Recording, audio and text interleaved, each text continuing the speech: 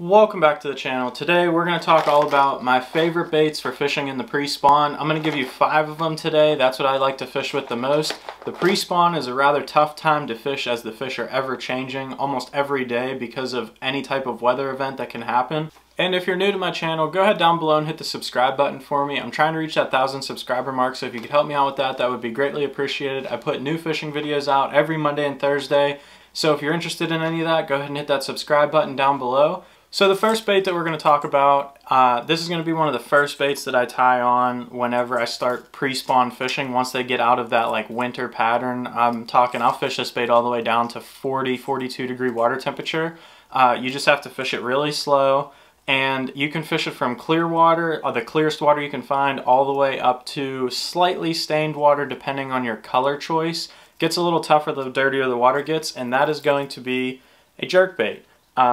This one here is the Megabass Vision 110 Junior. This is the +1 version. I'm going to go through a couple different brands that I like and different sizes that I like to keep with me, but I keep my jerkbait selection fairly simple. This is going to be key in the springtime, especially a suspending model. And the key to this is that the fish are not very active right now, especially in the early spring, but you can also cover a lot of water with this bait. Jerkbait is just an awesome bait to use in the springtime, but there's 3 bases of colors that you need. So like this first one here, this is going to be the Megabass Table Rock Special, but what you notice about this one is it's a full opaque bait. You can't see through that bait. Another good option for that type of color would be a bone color like this one. These will work all the way down to 2 foot of visibility, or the dirtiest water that you'd want to fish a jerkbait in. But for the dirtiest water, the cloudiest conditions, these are going to be the colors that I pick. The next color that you're going to need is going to work well on sunny days and clear water. This is the Megabass Sexy Shad here. It has that flash to it, something holographic. This is a better example right here. You can see that foil that's up in the top half of the bait there. You want something that has metallic to it. So as long as it's metallic, this is the Megabass Tennessee Shad. And then the final color that you're going to need, this is going to work on the clearest of water conditions, sunny conditions, cloudy conditions. This is usually my go-to. The specific color is Pro Blue, but anything that is fully transparent. You can see the BBs inside that bait. You can see right through it. You can see my hand behind this bait here. Now let's get into some brands of jerkbaits and different types and sizes. When I first start out in the spring, I'm going to always go with that Megabass option right there. Either the 110 or the 110 +1. The reason being is this has the most gliding action to it when you twitch it. They suspend very well, and they just work better than any other jerkbait. Depending on your water depth, you either want the 110 +1 or the 110 regular. Now, if you don't want to spend $25 on a jerkbait, I have some other options for you. This is actually the Rick Clunn RC STX from Lucky Strike. You can see it looks just like a Megabass, but if you held it next to a Megabass, you'll be able to tell that this is a little bit thicker of a bait. It has a wider body to it, a different bait shape, bill shape, stuff like that. This does not come in the deep diving version, so you can only get the shallow version for this bait. But this bait has the weight transfer system in it. It just doesn't have the most perfect gliding action like the Vision 110s do. And then the next one is going to be the Rapala Shadow Wrap Deep here. This is going to be comparable to the Vision 110 +1, but it also comes in a shallow, so you can compare it to the Vision 110.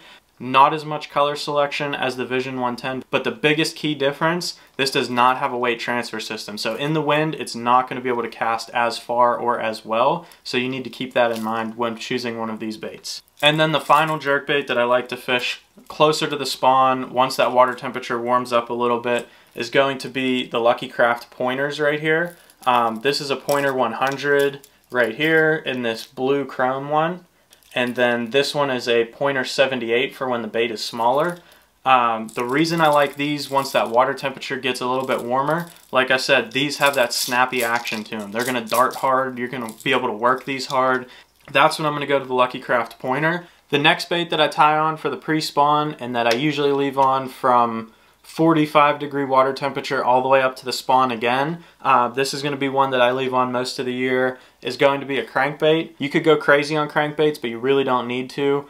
You just need a few different ones to account for the different water temperatures, so you get the right action that the fish are after, and as long as you have the right color, you're good to go. So the crankbait will work in no matter what water clarity you have. The cleanest of water, you can get away with using it. It's usually a little bit harder. You have to have some wind whenever you have clear water.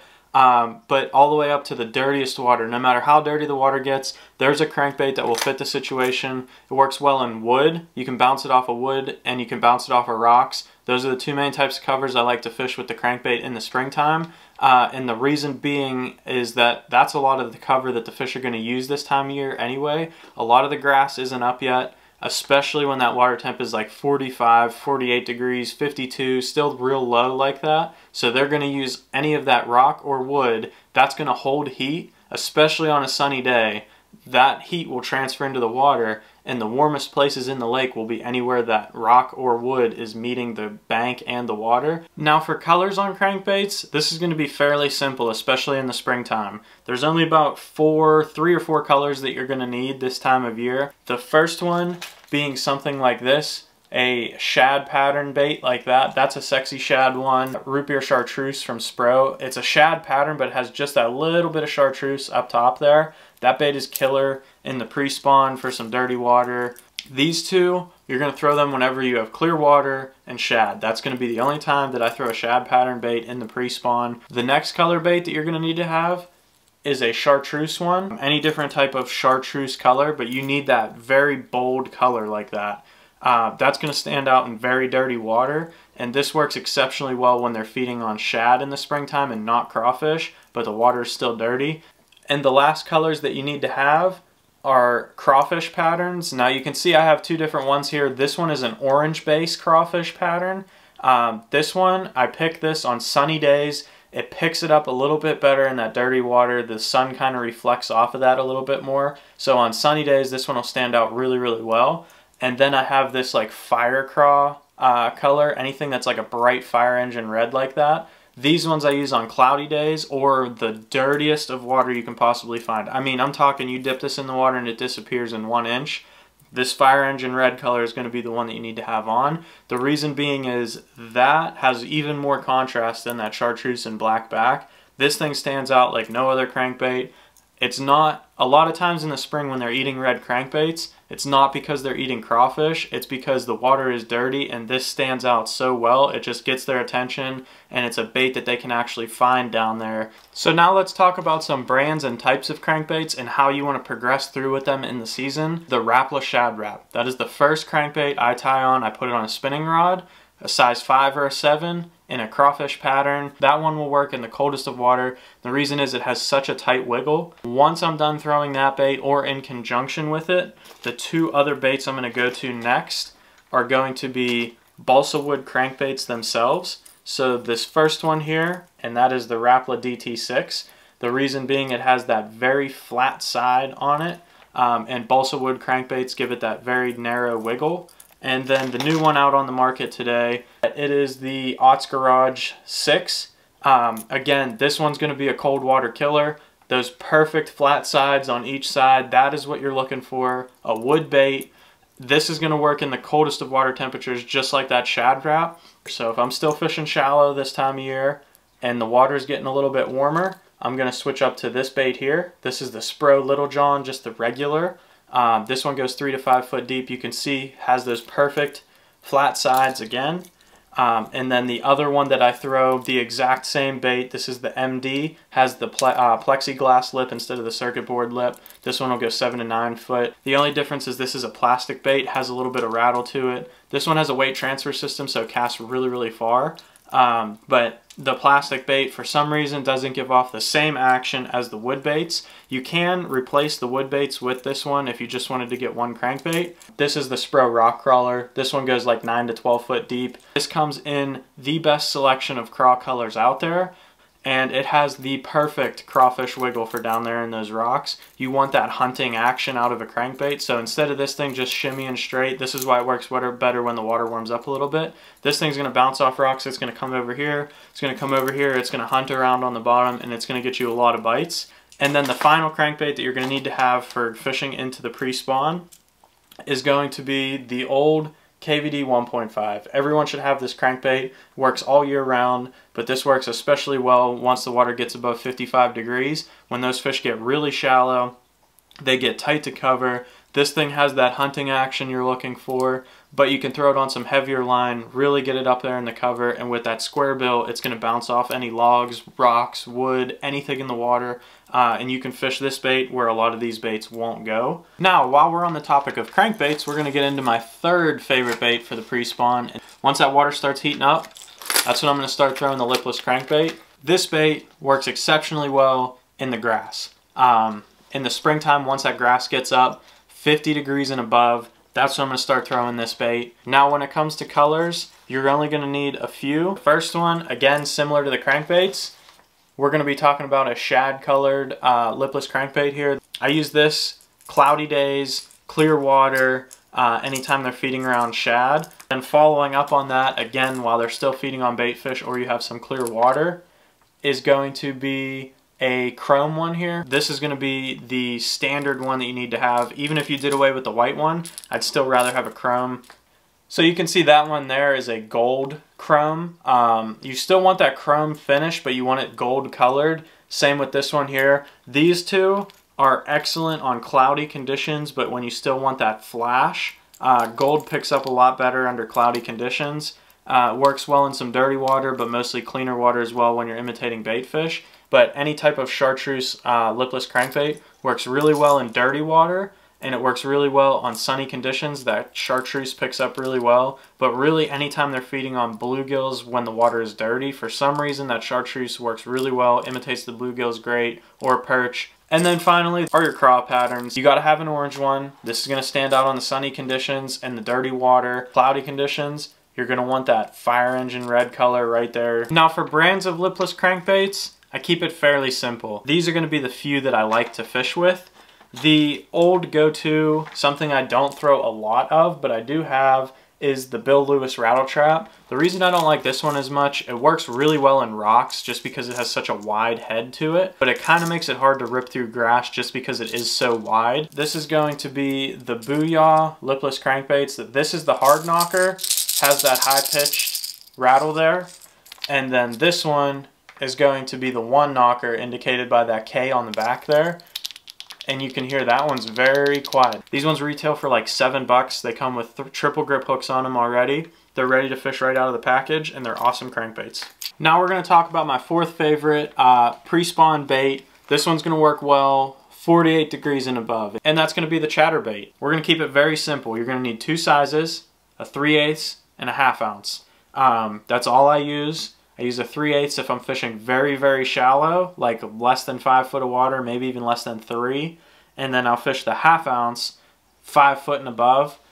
You want to reel this thing as slow as you can in the pre-spawn. So the slower you can reel it, just to keep that blade going, the better. This is a very easy technique to get into. If you haven't thrown a chatterbait yet, you need to go pick some up. But I'll also have a video coming out in a few weeks here going fully in depth about everything you need to know about the chatterbait. So if you're interested in that, hit the subscribe button down below. So for color selection, we're going to keep it very simple. You're going to need a green pumpkin one. This is going to work really well imitating bluegill. I use this one almost exclusively. 80% of the time, this is going to be the chatterbait I have tied on. Black and blue one, this is going to work in the dirtiest water that you can find. This is my go-to color for dirty water. You could even put a green pumpkin trailer on here and mix it up a little bit, but usually I'll just go black and blue trailer, black and blue chatterbait, and fish it in the dirtiest water I can find. And then the last two colors, you can pick this based on your water clarity where you live, or you could just get both.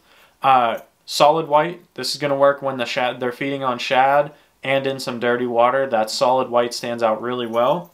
But for even dirtier water, I'll go to a white and chartreuse one when they're feeding on shad. For trailers, there's really one trailer out there that I use. It's the Yamamoto Zaco. It's the most popular one out there, I feel like, in my opinion, but that is the one that I like to use. It gives the chatterbait the best action, especially in the early spring. It almost imitates that flat-sided crankbait. It gives that really narrow wiggle, doesn't produce a lot of action as some other trailers will, and that's what's going to get you more bites on this in the pre-spawn. Bait selection itself, really, really simple.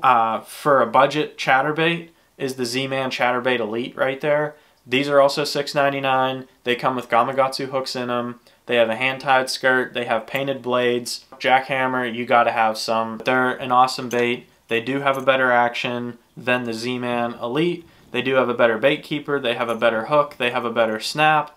The main reason the jackhammer works better is the way that this blade hits against the head. It just makes a distinct sound that gets a lot of bites. And finally, the last bait that we're going to talk about for pre-spawn fishing, and that's just going to be the standard jig. I'm going to pick a flipping jig just because that's what I like to use the most. A lot of times, like I said, these fish are going to get up in that wood when that sun gets up, and you can catch them flipping a jig into all these laydowns up shallow. That's the only cover they have in the lake. A lot of times the grass isn't up yet. This will work in the coldest of water temperatures. You just have to fish it really slow according to the water temps. We got to talk about trailers. No jig is complete without a trailer, so you're going to need some trailers. I'm going to keep this fairly simple for you. We're going to talk about two types of trailers. You're going to need one that has no action right there, which is going to be a beaver or a chunk or anything like that. Just something with no action to it. You need flat claws. This is going to work well when the water is very cold. You want no action in your jig. You want to flip it up there, let it sink to the bottom, and just be nothing. You want to work it real slow through those limbs, and that's what's going to get you the most bites with that trailer. And then once the water warms up a little bit, you're going to want something that has some claws to it. So this is the Z Craw from Zoom. The Rage Craw works good. Any type of bait like that. Something that has some action to it.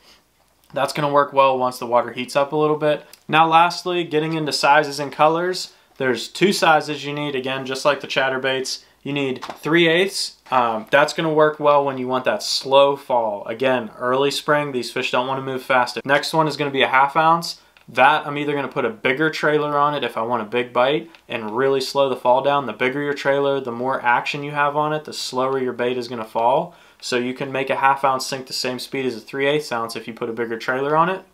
So that's when I'll use those. Or once that water heats up a little bit and you want to cover some water and they're willing to chase a little bit, you can go up to a 1/2 ounce and really make that thing fall fast through those logs and laydowns, and you'll still get bites on it. Colors, fairly simple. I use green pumpkin base, something like this here. Just a plain green pumpkin or any other accent colors you want to add in there. You can mix in like a peanut butter and jelly. I have some of those. I don't throw them too often in the springtime, but if you like a peanut butter and jelly and have some clear water, that's a good color in the springtime. And lastly, you cannot fish in the springtime without this color jig. Usually the water's dirty. They need something they can find and something they can see. It's going to be a black and blue option. It's going to stand out really well in that dirty water. Brands of jigs. One of the ones that I really like to use in the springtime and year-round, it's become one of my favorites recently, is the Ike's Mini Flip jig right here. These are very finesse-style jigs. They're very small. It works good in the early spring because it's just a small snack that they can grab. Sometimes they don't want a very big meal, and this tends to go through the cover very, very well. A couple good options for flipping jigs if you want to spend a little bit more money that are very nice. Going to be that greenfish tackle jig right there. This is the skipping jig, so that has the Arky style head. This works really well to flip around. And then the dirty jigs tackle flipping jigs. These ones work really well as well. I hope you enjoyed today's video talking about all the different pre-spawn baits that you need to have tied on in the springtime. And if you enjoyed today's video, leave a like down below for me, and thanks for watching.